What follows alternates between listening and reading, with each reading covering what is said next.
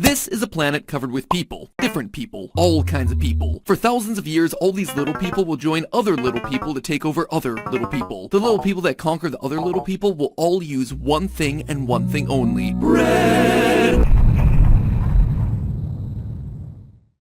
Hello Internet, welcome to Food Theory, the show that's laying down a trail of breadcrumbs that leads directly to world domination. Today's food theory has been on my bucket list, my breadbasket list, for a while now. And no, it might not be the most searchable, no, it might not be the trending thing on TikTok, but it's always been trending in one place, my stomach. I'm talking about bread. This episode is an homage to the humble loaf, from baguette to brioche, soda bread to cornbread, sourdough, ciabatta, challah to chapati, or just those unlimited breadsticks over at Olive Garden. I love them all. And while you might think that it's the pillowy texture I like, the science of baking, or some sort of weird dark lore about the Pillsbury Doughboy, oh no, my friends, my feelings for bread go much deeper. I love bread because bread means one thing: power. There's nothing more powerful in this entire world than the mighty loaf. Who run the world? Bread. You look skeptical. I get it. All you carbophobes out there don't think that you could take over the world using just bread. If you doubt the power of this puffy hot dog holder, that only means one thing, and I'm gonna have to spend the next 18 minutes or so convincing you in the most unhinged way possible that bread is the most powerful substance on the planet. To show you this, I'm gonna have to tell you the entire history of the world in bread. By the time we're done, you'll not only have a new favorite food, but you'll know how to use it to conquer the world. Grab a slice for the road, everyone, because this one is gonna be a trip. Now, if we're talking about bread conquering the world, we're gonna need to get a little handle on the world itself. So for all of you who weren't finalists in the geography bee in high school, congratulations on doing literally anything else. We're just gonna catch you up here. This is the world, and this right here, that's me, showing you how to conquer the whole thing with carbs. Your next step will be to forget everything that you learned in 12 years of history class or whatever. The only thing that you really need to understand about history is bread. Bread, like all of us, starts from humble beginnings here in Mesopotamia, where it's 30,000 years ago and bread isn't bread yet. It's instead just some random seeds of grain. Here we are, little ancient people, freshly emerging from the primordial ooze, wandering around killing things with sticks and trying to figure out which leaves we can eat. Someone has the weird idea to eat some wheat seeds growing in the wild. They smash them up a little, mix them with some water, and drop them into the fire until they're crispy. Voila! Bread. It's not much to look at. It is a weird, pulpy little cracker, but we love it. Because, let me tell you, it is better than eating bugs and leaves. The record of ruins from this time shows that bread is first found in ceremonial and sacred places, meaning that we thought it was pretty cool. A special awesome little cookie of carbs, and we love these ugly little wheat slabs so much that we're like, hey, what if we stopped wandering around and just waited for more of these wheat seeds to grow? And so that's exactly what we did. When you learn history, you think people just stopped being nomadic and then started to develop agriculture, but really, it was the other way around. We were like, hey, bit of bread addiction happening here. This is the best thing since sliced itself, so we're just gonna sit here until more of it grows. And thus civilization was born because people wanted to eat more toast. From there, the popularity of bread, like any great celebrity, goes from fact to legend. For ancient Mesopotamian civilizations, wheat becomes deeply entwined with mythology. The Sumerians developed Nisaba, the goddess of grain and writing. She's a very big deal. Over time, bread hits the road, carried by the people who are still wandering nomads, all the way over to ancient Egypt, where there are some cool new kids in town calling themselves the pharaohs. Turns out the Egyptians have a little annual event that's pretty helpful for growing wheat. They all live next to this enormous river, the Nile, which was full of crocodiles and baby Moseses, and was also very good at doing one thing every year: having a flood. The yearly flooding of the Nile, which is part of the natural water cycle of the region, ends up leaving behind a massive area full of well-watered crops with no hauling of water necessary. No digging fancy irrigation lines that no one's invented yet to grow these crops, at least until bread comes around. Turns out, people are gonna do a lot of things to get themselves more bread, so they invent elaborate irrigation channels, canals, dams that'll be used all over the world for thousands of years, all inspired by everyone's love of growing more bread. The Egyptians are also conducting wild scientific experiments to find more ways to eat bread, kind of like the Alton Browns of the desert, experimenting with grinding up the wheat and actually mixing it with other stuff. Up to this point, most people were just kind of toasting up wheat seeds and packing them together with some water, then scalding the whole thing in a fire to make a flat, crackery little slab. But the Egyptians, they get wild with it. They make a paste out of ground up wheat and water, which they then leave out in the sun, inventing the entire process of yeast fermentation. Now, other civilizations have done fermentation before. I mean, we've invented beer at this point. We're not monsters. But this is like a whole new frontier for bread. Like the latest TikTok craze, everyone wanted to get their hands on this bread that actually inevitably rises for exactly the same reasons that we follow trends today. The clout. The upper classes can now lord it over the little peons still eating flatbread made out of yucky barley instead of cool, puffy wheat. Bread is such an essential part of life that it becomes completely linked with the Egyptian gods, and all religious practices involve offerings of bread. The god Osiris, who is not only the Egyptian god of death and rebirth, but also agriculture, has illustrations showing wheat literally growing out of his body to symbolize resurrection. During festivals in ancient Egypt, priests bake something known as the divine bread, which is bread in the shape of Osiris, who himself was also bread. We're just gonna go with it. Isis, the sister of Osiris, is the goddess of wheat and barley, and by proxy beer, and is also known as the divine baker. She's supposedly responsible for teaching mankind how to make bread, really shafting the Sumerians who were doing it 20,000 years earlier. Everyone's plagiarizing these days. But not only is bread making mythology happen, it's making everything happen. Want to build a pyramid using slave labor? Gonna have to feed them. Bread's gonna come in handy for that. Want to raise an army? Just tell them to pack some bread and a spear. They're good to go. Want to trade with the nations around you? Here's something that might not have been seen before. It's bread. Turns out the Egyptians could grow bread well, and a lot of it, to feed a lot of people. Admittedly, not everyone needed the whole yeast rising process. The Israelites, for example, are like, you guys are mean. You keep your stupid bread bubbles, we got better things to do. And so they take their matzah and flee Egypt. But the rest of the world is like, put that bread in my face right now. Egypt is incredibly powerful because they have the power of the bread. And this will become the pattern for every other nation who gets and grows a lot of wheat. Just watch, because next, bread does something amazing. It crosses the sea. Well, I mean, the sailors cross the sea. The bread actually lives rent-free on the boats, just like it does in my mind. And now bread is in Greece. As soon as it hits the shores of Greece, bread is the hot item, which you can see reflected again in a huge number of Greek myths and gods that all revolve around the power of bread. The main one is Demeter, the goddess of the harvest, agriculture, and specifically grains. She gives big girl boss vibes. The Greeks are like, let's eat bread with every meal, which sounds like a dream, but it's gonna mean that they need a lot more bread. So much, in fact, that in 600 BC, they invent the first ever closed oven specifically for making bread. Before, people were just cooking everything over open fire pits, which were much less fuel efficient and left less control over the temperature. Using closed ovens, though, the Greeks could suddenly make oodles of bread with less fuel and more consistency, allowing them to feed even more people than the Egyptians could. Just like the Egyptians and their irrigation systems, the oven is basically just there so the Greeks can get more bread. And you know what? It works. In 168 BC, they develop a baker's guild. And before you know it, the bread they make is on its way to Rome and Persia. As people push to the east to get access to the really crazy stuff, like salt, they spread bread to the areas that we now know as Western Asia. It's here that the new bread-making techniques really take off. Wheat is a key part of the Persian Empire, especially when it comes to flatbread. They spread flatbread throughout the Middle East and Central Asia because it's durable, it's easy to transport, and it's a cinch to make even when you're traveling without any sort of special equipment. All you need is a really flat rock and a fire to heat it up. At this point, the only nations in the Mediterranean powerful enough to rival each other are the Greeks and the Persians. So of course, the two of them go to war. Ever heard of Aeneas, the Battle of Marathon? Xerxes, who invaded Greece in the year 300? All that happens, and sure, you can learn all the names of the heroes and the battles and all that stuff, but what it really comes down to is bread versus bread, and who has more bread. And the answer is the Romans. Rome, in their classic move of stealing everything from the Greeks, quickly adopts bread as the food source for their new empire, and proceed to beat everyone with their awesome new inventions for making more bread. They injected lots of bread references into their own gods, like Ceres as the equivalent of Demeter. And while Rome certainly liked the smaller ovens that Greece had come up with, they're like, yeah, but what if we did it bigger? And so they made the first bakery-sized ovens to outfit commercial and government bakeries to supply bread to the masses. And with that, here comes bread's latest play for world domination, politics. See, the Romans don't win over 2/3 of Europe and that big chunk of Asia and like that massive top section of Africa for nothing. They also don't do it by keeping a massive standing army or holding everyone under martial law. That would be impossible. No, the way they do it is with bread. The Roman Empire knows that everyone's really into the stuff, so to keep populations loyal to them, they set up government-sponsored welfare in the form of Kyora Anonai, or a grain dole that provides grain or bread to hundreds of thousands of Roman citizens. You ever hear about all those great roads that Rome built back in the day? They did it to transport bread, or at least the wheat to make the bread, which they imported from Egypt, Sicily, and other places across the empire, and then distributed to all the poor of Rome. Guess who's not gonna rebel against you? People getting shipments of food from you. Remember, bread is the most efficient, portable, and tasty form of nutrition the world has ever seen. All the cool kids have it, which means that everyone else wants to be a part of the in crowd and get in on those hot bread trade routes. The populations who receive bread from the empire grow from about 40,000 to about 200,000. And guess what? They stay loyal. Rome's play to win over the world with bread is best known by the phrase panem et circenses, bread and circuses, a phrase still used to this very day because there are two things in the world that you need to keep the lowly masses placated. You give them bread and you keep them become entertained. Why? Because bread wins, and when the bread runs out, so does your empire. Back in old Rome, the systems for doling out bread to the masses become incredibly popular, as you would expect. But in the later years of the Roman Empire, their strategy starts to backfire because people simply stop working and instead wait for the emperor to just give them their bread. There's a massive decline in productivity, Roman innovation, and of course, no one wants to join the army when you can just sit at home and get free stuff all the time. So Rome's footprint begins to shrink when the bread bureaucracy gets bigger than its army. When the edges of the empire start shrinking because like no one's standing out there to defend it, the bread imports stop flowing, the bread doles stop doling, and the Roman Empire comes to a standstill to make way for newer, breadier competitors. From here through about the 1400s, things split a little between East and West, depending on which flavor of Christianity you pick. There were only two flavors, which put you either landing in the Byzantine Empire or the Holy Roman Empire, both of which are ruled by powerful people, and by people, I mean powerful bread. For the Byzantine Empire, which is headquartered in Istanbul, way back when it was Constantinople, not Istanbul, thanks we might be giants, bread is the most important thing they have. Yeah, sure, they have olives and spices and whatever else from the Greeks, but to feed 1 million people now living in Constantinople, they needed one thing more than anything else. They need bread. The Guild of Bakers in Constantinople are considered to be a protected group at this time, and no one can interfere with the making of bread in any way because everyone knows that once the bread stops getting made, the city shuts down. The wealthy eat the great fluffy bread, the peasants continue to eat hard yucky bread, and the monks are usually on a fast, so that kind of takes care of itself. Meanwhile, over at the Holy Roman Empire, bread has already been spread to places like Gaul, where people have adopted it immediately because before they were eating porridge. Christianity is the name of the game here, but like the Romans, Greeks, and Egyptians before them, bread still figures heavily into religion, which figures heavily into governing everyone. Give us this day our daily bread. Jesus is the bread of life. Jesus multiplying loaves of bread, and Jesus breaking bread with his disciples are all stories and ideas that figure heavily at this time. Faithfulness to God is tied to the idea of getting enough bread, especially since everyone from all corners of Europe are eating about 2 pounds of bread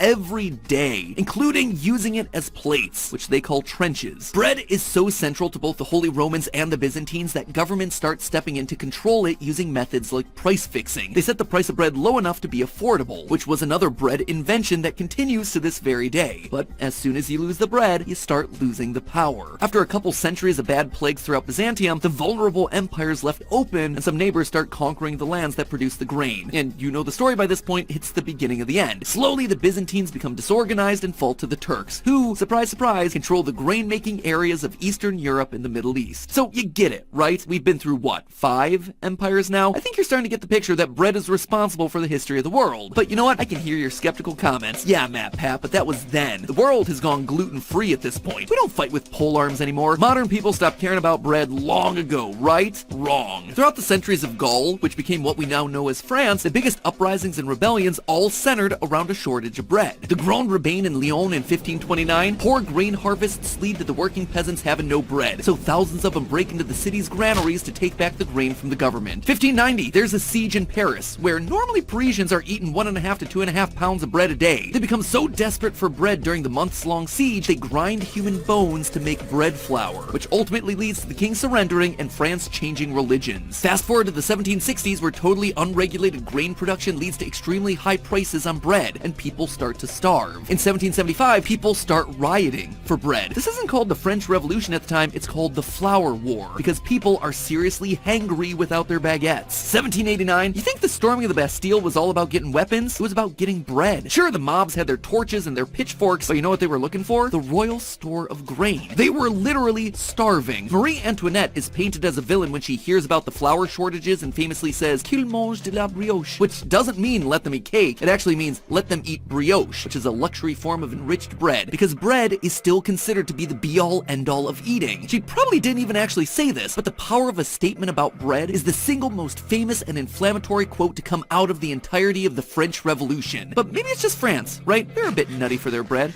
No, not by a long shot. Time to check in on another famous empire, the British. Sorry, Tom, she's included here as well. The British Empire, famous for taxing early American colonists on tea, are actually plagued with another big problem in the years leading up to the American Revolution, bread shortages. Well, not as famous as the Boston Tea Party, in 1775, thousands of poor American colonists protest from Philadelphia to Salem about the shortages of grain and the incredibly high bread prices, most of which are controlled by the British government. In an article by Barbara Clark Smith, she writes, quote, "Thousands were reported clamoring for bread, and crowds escorted a merchant, a butcher, and a speculator accused of raising prices to the city jail. As had happened in Boston 2 years earlier, crowds assumed the power to identify and punish enemies enemies to the patriot cause. Once again, the enemy of the bread is the enemy of the people. And wouldn't you know it, one little revolution later and things really start taking off for that new country of America. And why is that? Because wheat is produced in almost every state in the entire country. Heck, we have a specific region called the Wheat Belt. We're always singing about our amber waves of grain. I think it's an accident that the US became a global superpower over the last few hundred years. It shouldn't be when you look at how much bread we have. Today we export almost 50 million tons of wheat every year. Let's just say that policies around producing wheat can get pretty heated, so I'm not going to be going into all that, but to give you an indication, the US government has paid out over $48 billion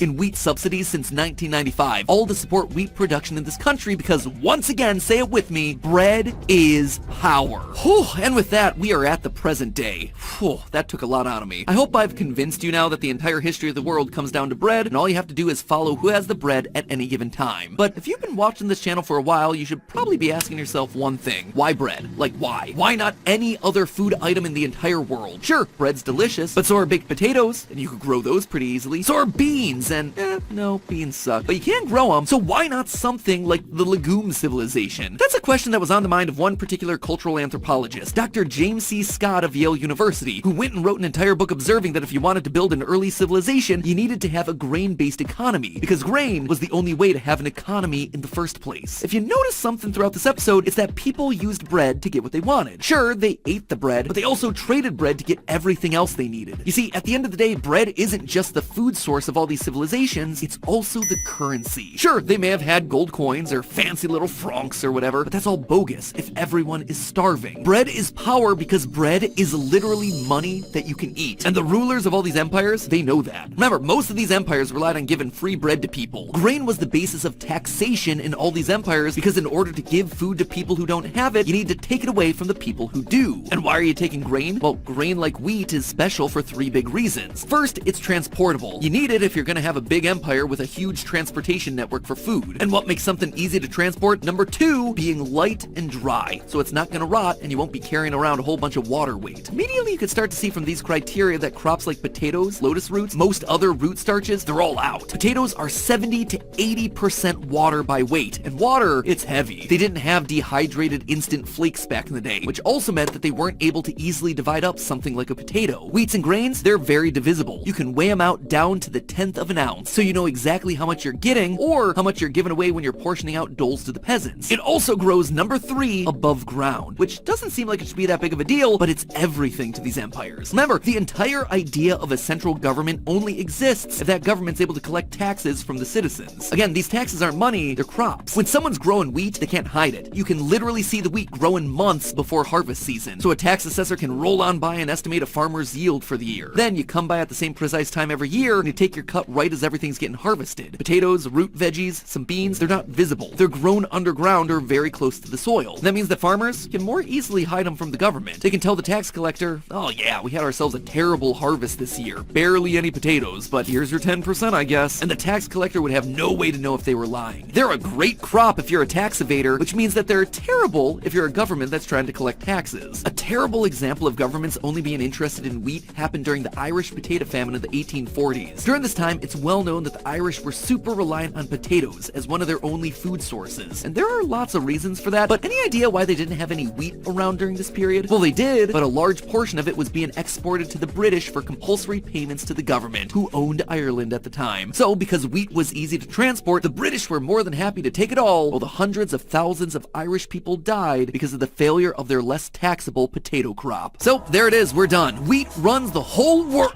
What? I didn't talk about the whole world?